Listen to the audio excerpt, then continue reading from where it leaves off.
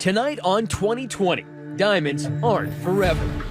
From sunny Florida to glitzy Vegas to the rainy Northwest, we're taking you inside the Robbery Roadshow. 9 states, 25 stores, and more than $4 million in hot ice.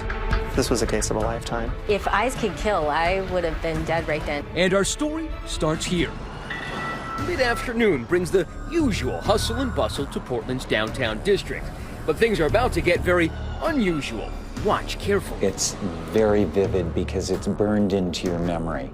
Burned is exactly what jeweler David Margulis got the day architect Jason Shaw entered his store. And he was very clean cut. He was wearing a nice shirt and tie and jacket. Like we're dressed. With money in his pocket and engagement on his mind, the ring-shopping Romeo puts the staff at ease. He then said, "May I compare the 2 rings and see them both together?" But in an instant, he changes the rules of engagement from a potential suitor to stone-cold crook. He turns on his heels and just jumps off the stairway, running out the door. And I took one look and knew what was going on and ran right after him. Crime alert now about a thief dressed so well, he took his victims by surprise.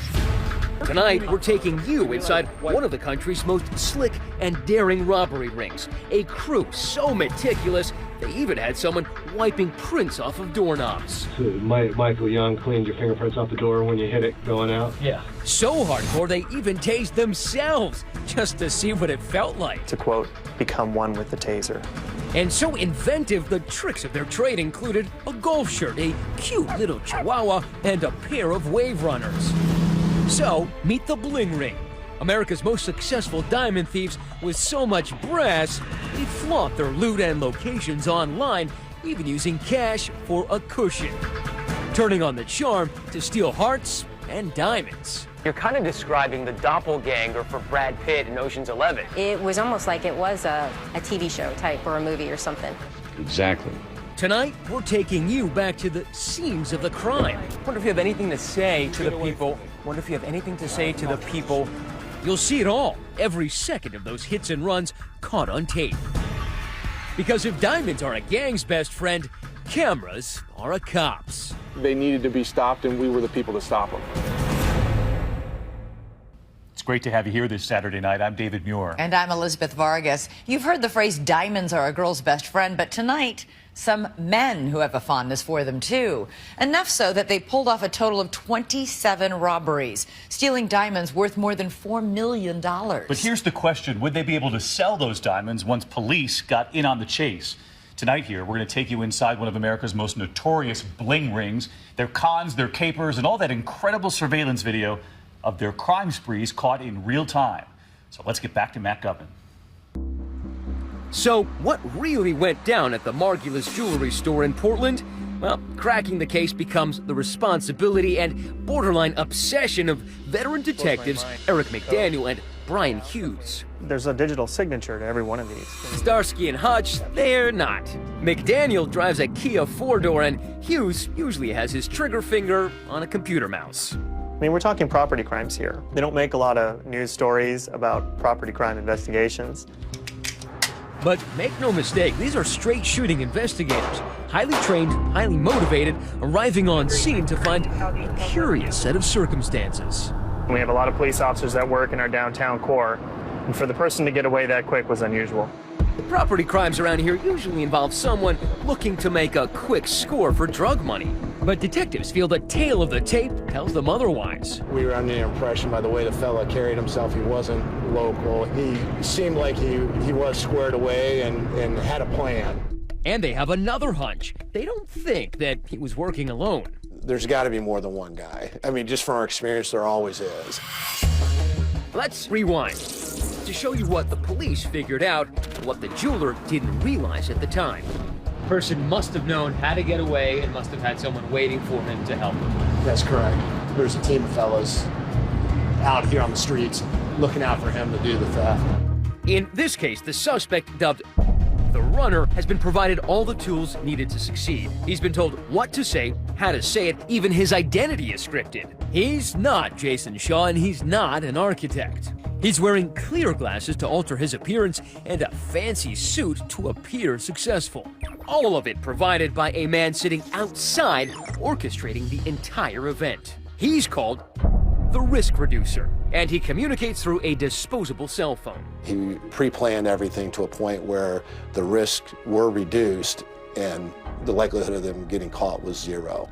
The second in command is also parked nearby. He's called the Hero Stopper. The person that stops the hero is going to have some pepper spray on them or something to try to incapacitate the good citizen trying to stop the thief. Around the block, waiting for his cue with the engine running, is another guy.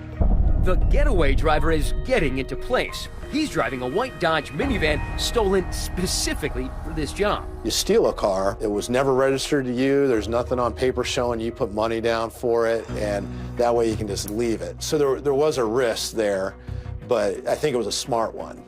When the runner makes his move and exits store left, it's not a random choice. The Risk Reducer has mapped out every step of the escape route. That's the jewelry store right there. This is Broadway. He hooks a left into the Pacific Center that has one very important feature. The runner ducks into a nearby office building called the Pacific Center because he doesn't want to be at the center of attention. He comes barreling down these stairs, races across the tile, and hits those revolving doors with a full head of steam. And that's this exit through the building on Southwest 6th Street. Now, there's a minivan waiting right here. Its doors open, and they drive away with $147,000 worth of diamonds. It was very successful, but I do have to give the guys credit. But wait, there's more. The runner alerts the Risk Reducer of a mistake during the heist. He left fingerprints on the front door. And look at this. True to his title, the Risk Reducer returns to the store during all the confusion and wipes the prints off the door. Meanwhile, the getaway driver steers that Dodge minivan south toward Salem, where it's abandoned. Now everyone piles into a pickup truck known as the Wash Vehicle. This truck is not a stolen vehicle and has never been used in a crime, providing everyone inside with an added layer of protection. I think that they were very confident in their level of planning and their skills and abilities. But who are these guys? Nobody seems to know, and at this point, the detectives are still playing catch-up. They get the word out to pawn shops in case anyone attempts to sell the rings, and they run down a host of dead ends. There were other tips that came in that I had to follow up on. They didn't seem promising. Hughes and McDaniel suspect this isn't the work of a local crew. These kinds of crimes are not real common here in the Portland metropolitan area. I had been a property crime investigator for some time and was familiar with the crime trends in Oregon, and that was unique for this state. And whoever the so-called Jason Shaw really is, he hasn't stuck around to find out how the story ends. With all the cameras, we had a very clear view of him. However, it was a cold trail because he left the city. Maybe, but it doesn't look like he and his crew went far. Another robbery goes down about 10 miles outside of Portland. It has happened again and again. It is caught on camera. A bold diamond theft, this one in Lake Oswego. This time, the runner's bundled up in hat and gloves with a warm heart for his girlfriend. He said that his girlfriend loved one of the necklaces that was in the window and asked to see it. As the salesperson goes to get that necklace, he turns his attention to a safe in the back. As you see, he's not just a runner, but a high hurdler, hopping over the counter, swiping a total of 5 different diamonds, and back out the front door. For a moment, I was just stunned, and I said to him, "No, you don't." Oh, yes, he does. Still, no arrests and only headaches. Weeks pass, then one day the phone rings. It's a call that'll turn this case and the lives of our 2 detectives upside down. We knew this is going to be something that we're never going to get to experience again in our lives as far as an investigation. This was a case of a lifetime. Coming up, a jailbird sings. But how does he know how the gang operates? It's pretty much a cakewalk. I mean, it's a monkey to do it. And detectives quickly learn they're pursuing not one, but a trail of robberies with the Bling Ring signature moves. It does get real big. Stay with us.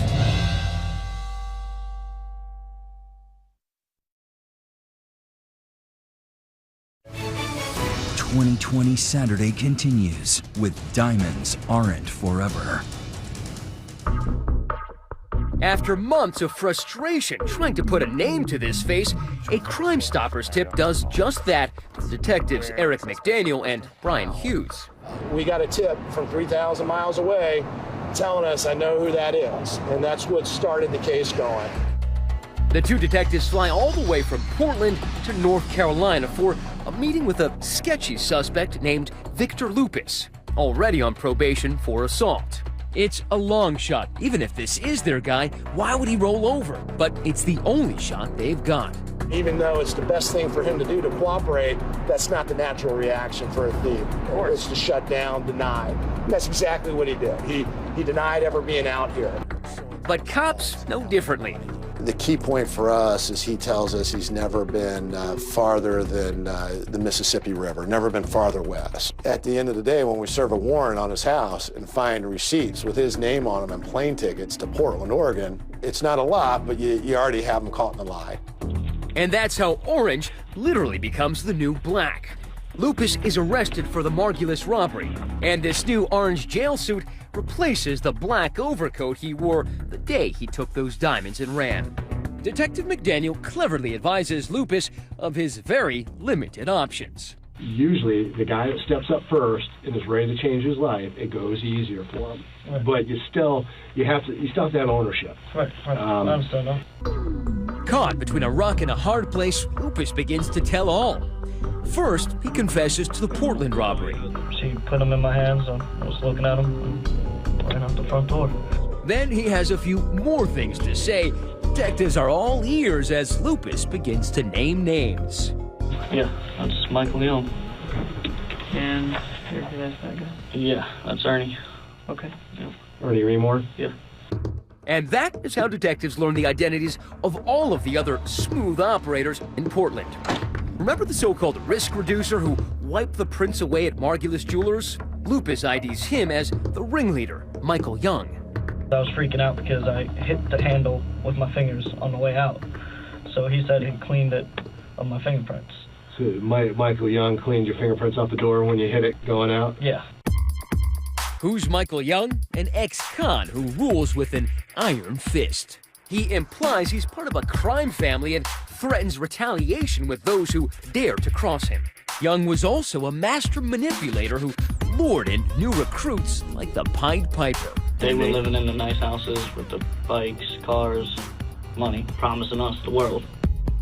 If Michael Young is the CEO, his right-hand man, Ernest Remore, is his CLO, Chief Larceny Officer. The pair, both in their 30s, had tried and failed to steal diamonds before and spent some time in prison for their efforts. This time around, they've taken a more hands-off approach. One of their ideas is Michael Young and Ernest Remore are going to take themselves out of the actual active role of doing the thefts and stand back and pull the strings. That business plan opened up entry-level positions for younger guys like Lupus. I think he was just living a little bit too much of the party life and wanted the quick money. And others like Trey Adams. He could never bring himself to do the actual theft of the diamonds, but his big role was to steal cars, usually minivans, and be the getaway driver. And Jack Cannon, a runner extraordinaire, a man born to steal diamonds. When it comes to stealing hearts, he gives all new meaning to unpolished. We couldn't find one person in the world, let alone from his family, that likes him, because he's a manipulator and only cares about himself. There's a website dedicated to Jack Cannon about all the girls that hate him. One of the benefits promised to new recruits at Michael Young Inc. is a company guarantee. If anything goes wrong, you'll be taken care of. We'll bail you out. We'll take care of your family. We'll buy you a lawyer. But Lupus finds out the hard way there's no honor among thieves. He's left to rot in jail. So Lupus, feeling double-crossed, begins spinning a tale from the usual suspects. All he's missing is Kevin Spacey's limp. All right, you all know the drill.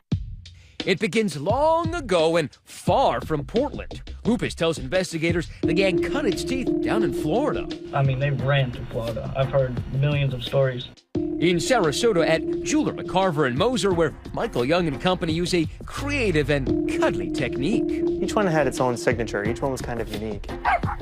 In this case, a lovable Chihuahua is brought in to steal the hearts of employees while the runner steals the diamonds. They named the dog Roxy and brought the dog in. while they committed the theft, left the dog on the counter when they handled the rings and ran out of the store, leaving the dog behind. Lou Wilson found out the gang's bite is worse than its bark.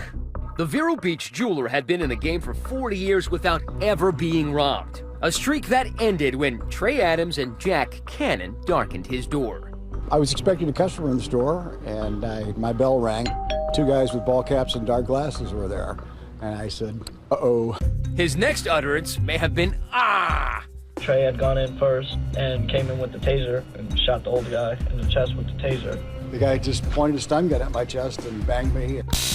I shook, but I didn't fall, and then he banged me again, and he banged me a third time, and see, your legs kind of give out. Your whole body just sort of quivers. The gang could feel Wilson's pain. Weeks earlier, they'd taken turns shooting each other with stun guns just to see what it felt like. Mr. Young's term for practicing with the taser was to, quote, become one with the taser.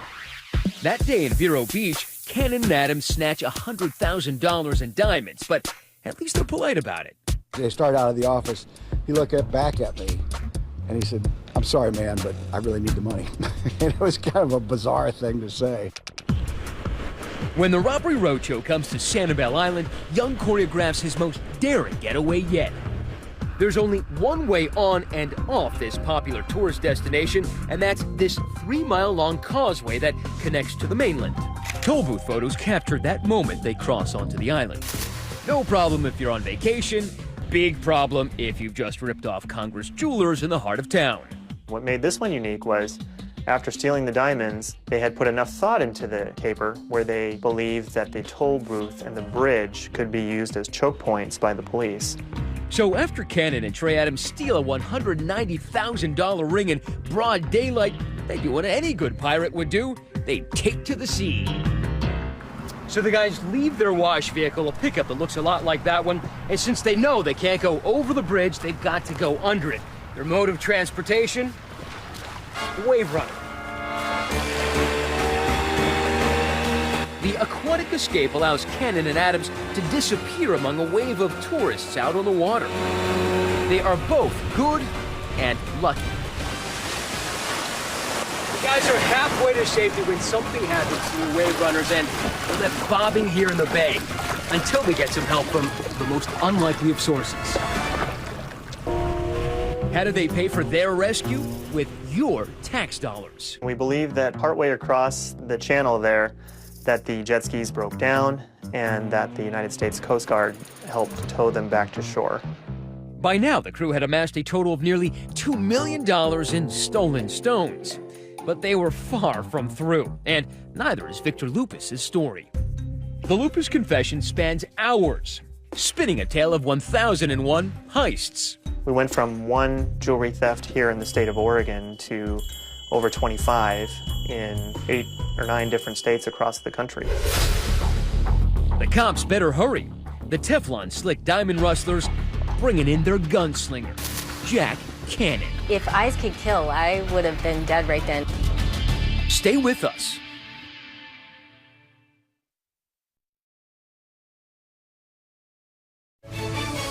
We continue now with more of 2020's Diamonds Aren't Forever. After a brief intermission, Victor Lupus returns to his interrogation room and continues to spill his stunning story of the life and crimes of the Michael Young bling ring. Next up, Tampa, Florida, where a group of diamond grab and dashers is at it again. What was the biggest crime that you had worked on in terms of the amount stolen? I believe close to $320,000 in just the 2 diamond rings. Detective Melinda Ruiz crosses path with the crew after a local robbery here at King Jewelers. The runner here has to escape the store and run through a mall. And once again, Jack Cannon is up to running that gauntlet. Dangerous and now suddenly dapper. He was dressed up, suit and tie. He drew attention to himself in that the one that was able to identify him thought he was attractive.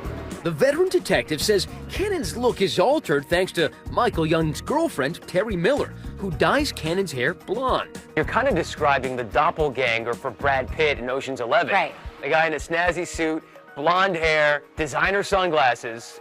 Yeah, it's completely set apart from all the other cases that I had experienced up to that point. Sure, he may have the look, but today Cannon's game is off.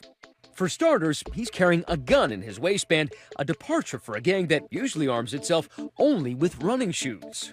Then when Cannon asks to examine these 2 diamond rings, he weirds out the woman at the counter. And she notices this guy is extremely nervous, and she says at that point, "No, I'm not going to give it to you." So she then sees the gun that's in his waistband. Cannon's not leaving without the loot.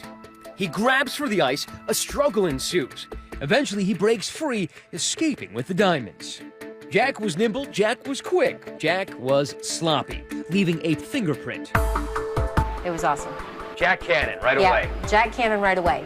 It isn't long before U.S. Marshals and RUAS raid Cannon's house in Central Florida, stumbling upon the entire gang just hanging at home. They looked right through me.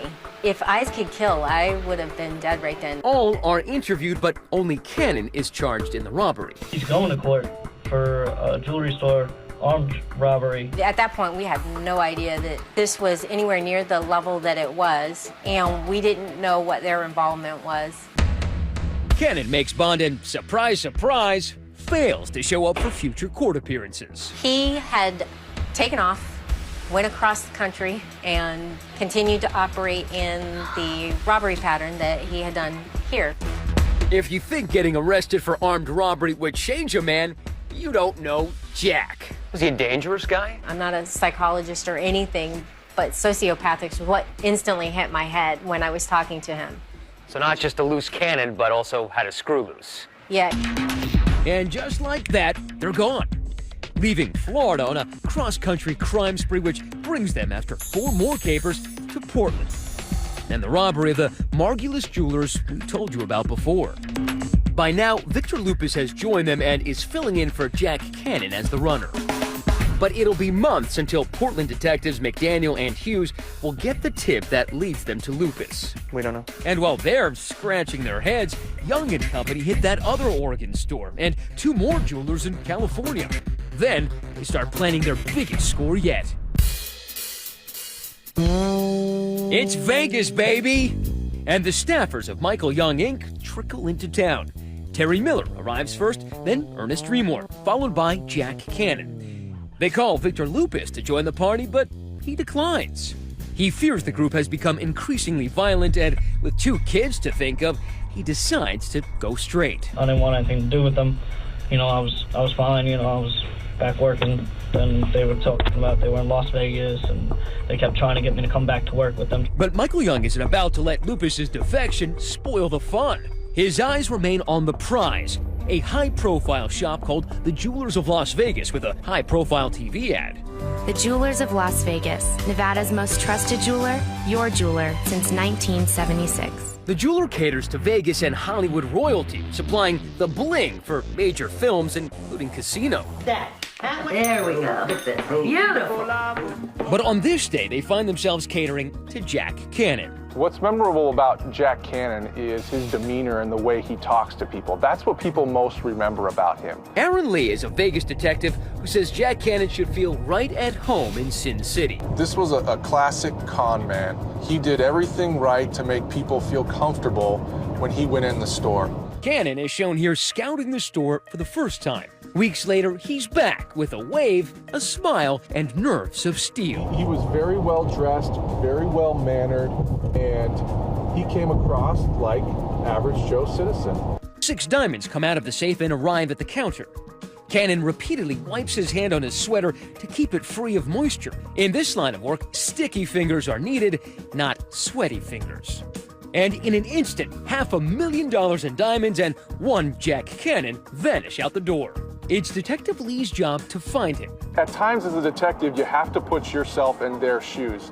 And the greatest question that I found myself asking was, if I were them and I just made $500,000 in less than 5 seconds, why would I stop? Lee gets a tip.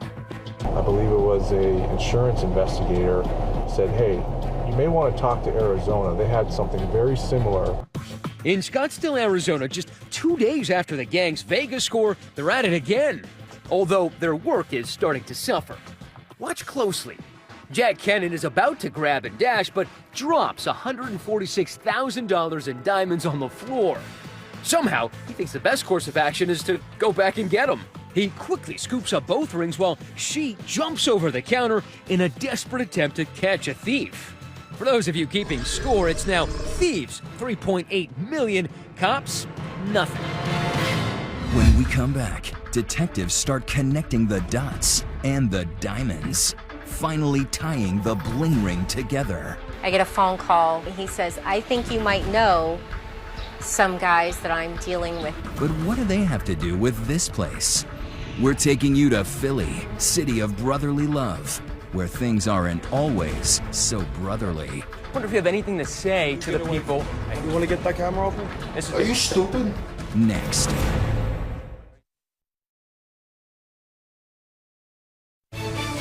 "2020 Saturday" continues with Diamonds Aren't Forever. The cross-country case of the Michael Young bling ring breaks wide open when Portland detectives Hughes and McDaniel track down Victor Lupus, and he starts singing like Sinatra. It was Michael, Ernie. They know the names, they know the faces, but they don't know where they are. So Detective Hughes, whose expertise is computer tracking, decides to see what breadcrumbs the crew has left on social media. I'm always amazed at what people put online, and whether you're a doctor, a police officer, or a criminal, it's all there for the world to see. Hughes finds ringleader Michael Young and his posse living the high life. Flossing, as the kids say, staying in first-class hotels and rolling up in limos. The organizers of the group can be seen holding fists full of cash. There's one photo that actually shows Mr. Young using a stack of money as a pillow. That money is never tucked away for a rainy day. They're wearing very fancy designer clothes, expensive watches, designer jeans. Those travel photos become significant as the detectives begin to retrace the steps of the jewel thieves. As the case progressed and we learned more about where the suspects had committed diamond thefts, we were able to look on the social media sites and see some correlating photos from where the crimes had occurred. Young and his number 2, Eric Remore, love motorcycles. But brand new is not good enough. They send them immediately for high-performance upgrades costing thousands more. They spend it as fast as they make it. That's why they need to keep stealing diamonds. But those diamonds need to be turned into dollars. Federal agents say that after each theft, all of the diamonds and jewelry were sold in Pennsylvania. But how do they turn that bling into Benjamins? Welcome to Jewelers Row in Philadelphia. It's the oldest diamond district in America and home to more than 300 retailers. Most of them honest, a few not so much. After each caper, the muscle of the group, Ernest Remore, would hop on a plane and head here, not to a ritzy showroom, to this hole-in-the-wall gold buyer where he fenced the diamonds. They found a shop in Philadelphia that would play by their rules, so to speak, and take in their merchandise. What was the name of the shop? Three Gold Brothers. This is Three Gold Brothers, and one of its employees is the tarnished Eric Janowski, seen here on his MySpace profile page. He was buying the hot diamonds for cold, hard cash. We staked out Three Gold Brothers, and when that chauffeured white Rover pulls up... I'm Matt Gutman from ABC News. The welcome there, anything but golden. Wonder if you have anything to say. Investigators believe millions of dollars worth of diamonds were fenced in this basement business. What do you do here? Wonder if you have anything to say to the people whose diamonds were stolen, the rightful owners. You want to get that camera open? This is a public street. We're allowed to be here. I am not the owner. Doesn't matter. You work here. What do you do here? You can tell me you're not the owner. Can you tell me what you do here? No, I can't tell you. Is your name Mr. Janowski? Are you stupid? I just told you I'm not here. So we found the owner. How you doing, sir? I'm Matt Gutman from ABC News.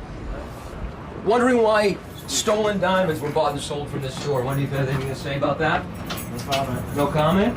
No comment and no business. Three brothers ordered by the courts to close, and I guess they're not being paid in PayPal. Bricks of cash. Bricks of cash. I mean, literally bricks of cash.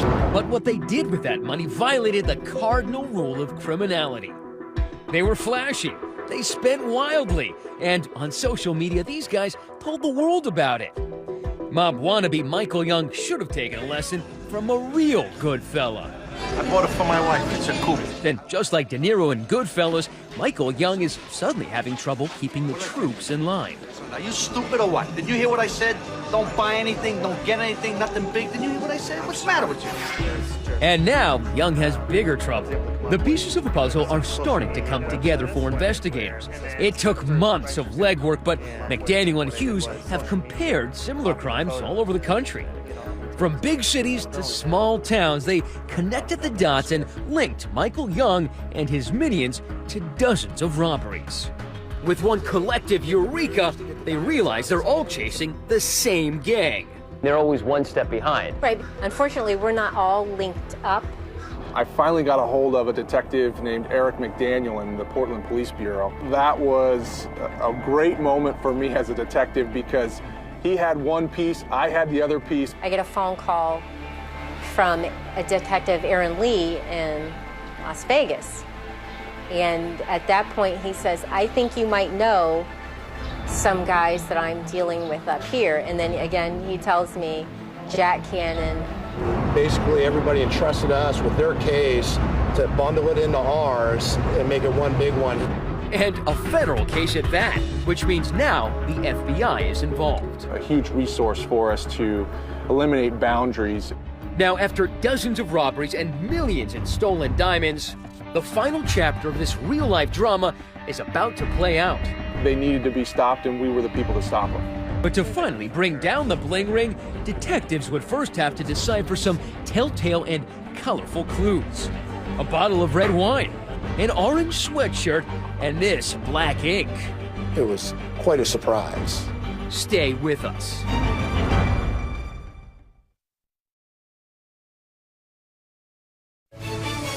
We continue now with more of 2020's Diamonds Aren't Forever. Bend, Oregon, a small jewel of a city in the Pacific Northwest, and crime boss Michael Young is coming to town.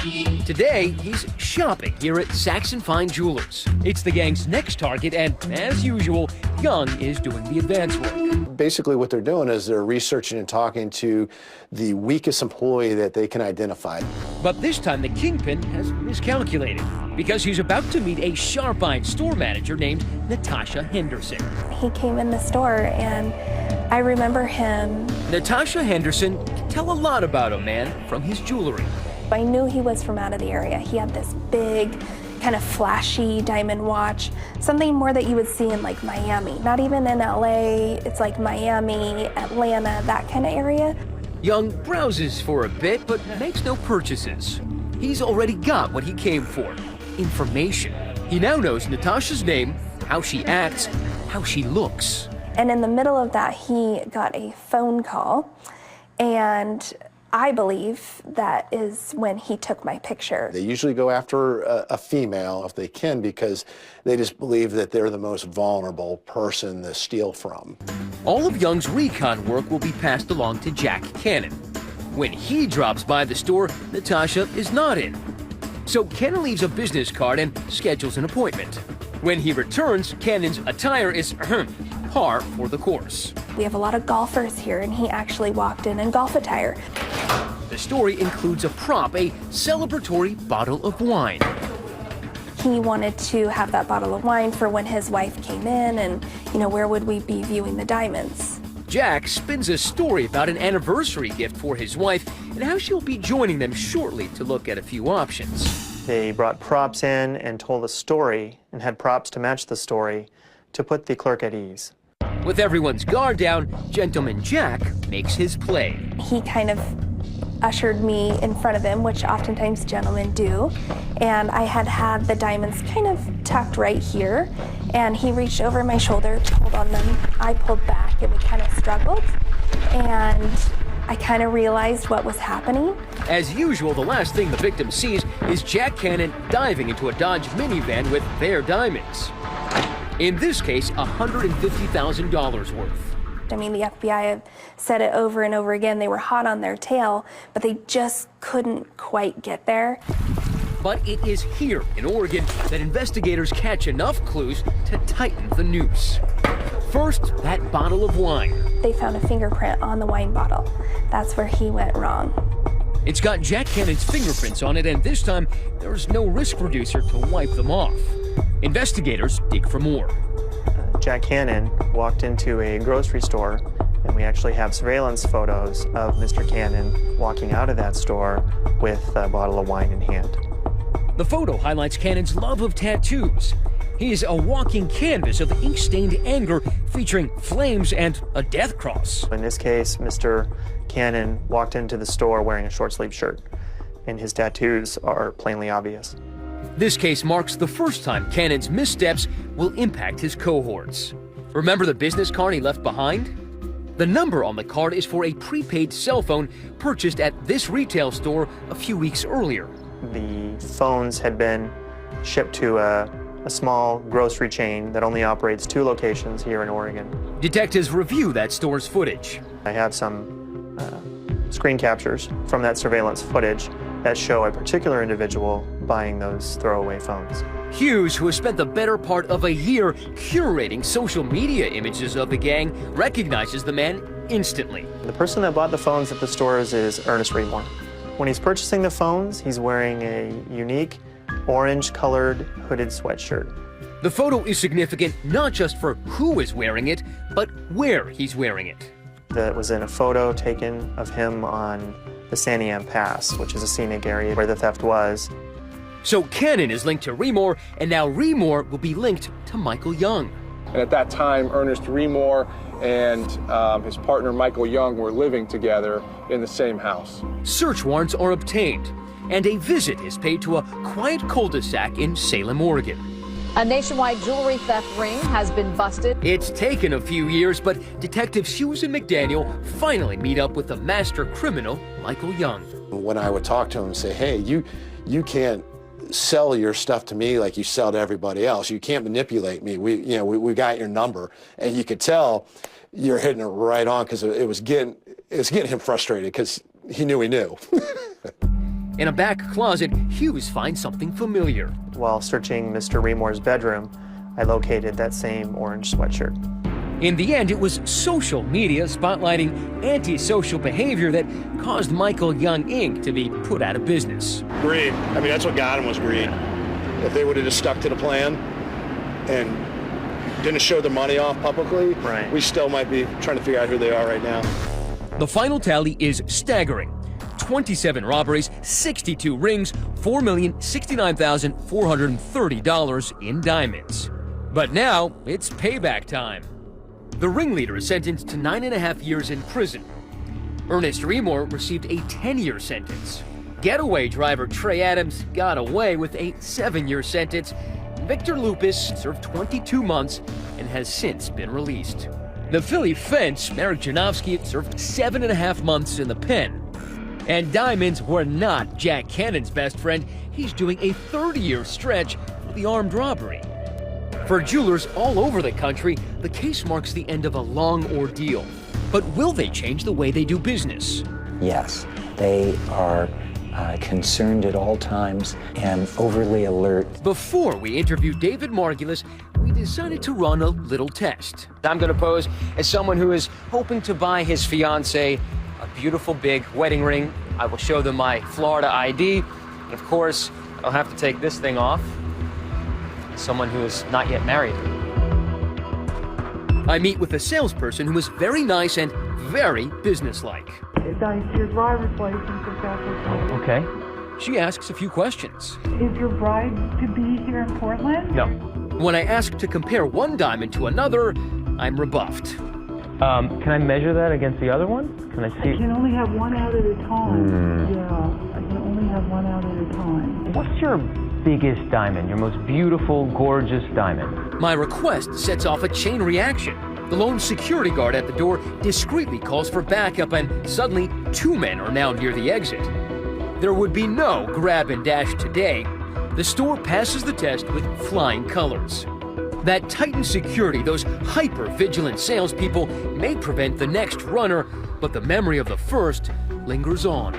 It was very disturbing, beyond disturbing, because it wrecks your trust for everyone, and it was very upsetting.